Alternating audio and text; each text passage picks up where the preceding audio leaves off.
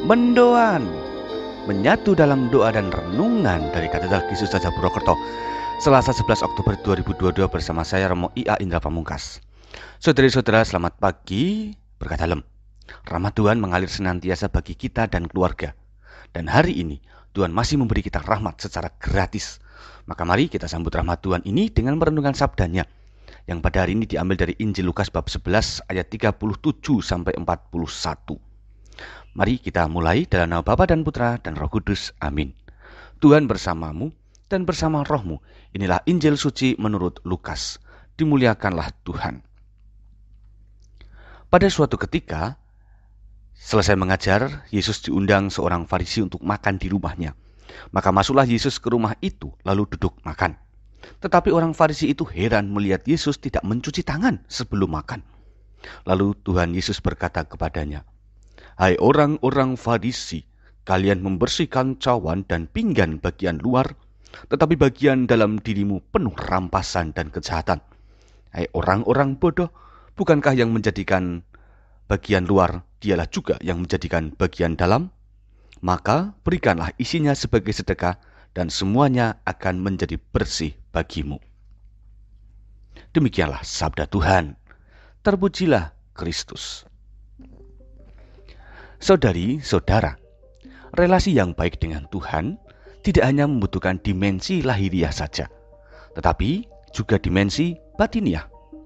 Sebagaimana orang Farisi yang mengundang Yesus untuk makan, citra keramahan yang dibuat olehnya ternyata masih lahiriah.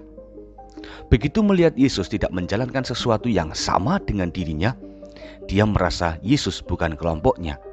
Dia mempertanyakan identitas Yesus. Keseragaman, itulah yang dikehendaki orang Farisi tadi.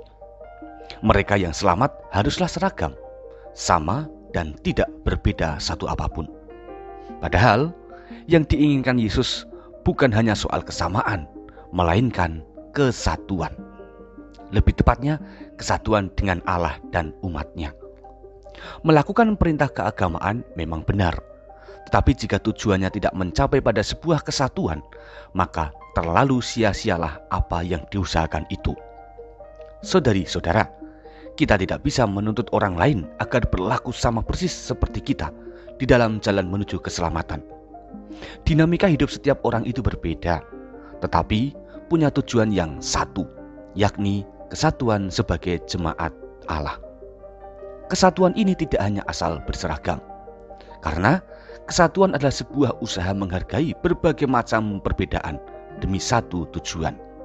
Maka hari ini kita diajak Yesus untuk menghargai cara hidup orang lain, asalkan jalan mereka itu membuahkan kebenaran dan keselamatan kekal.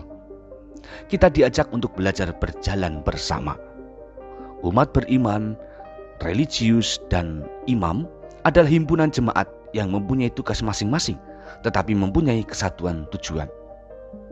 Semoga saudara-saudari pada hari ini kita mampu menikmati dan menghargai perjalanan kita sebagai muridnya, dan akhirnya dapat berbuah berkat bagi banyak orang. Tuhan memberkati. Mari berdoa. Allah Bapa Maha Kasih, satukanlah kami dalam rencanamu, himpunlah kami untuk merasakan buah sebagai umat-Mu, sehingga kami semakin mampu menerima dan menempatkan diri dalam segala situasi apapun. Semoga dengan keterbukaan hati, kami dapat semakin menyatukan hati ke dalam kuasa-Mu. Demi Kristus Tuhan, Juru Selamat kami. Amin. Tuhan bersamamu dan bersama rohmu. Kita semua, keluarga kita, orang-orang yang kita cintai, dan segala rencana kebaikan pada hari ini, senantiasa dalam berkat Allah yang Maha Kuasa, Bapa, Putera, dan Roh Kudus. Amin. Saudari-saudara, selamat beraktivitas. Tuhan memberkati. Salam mendoan.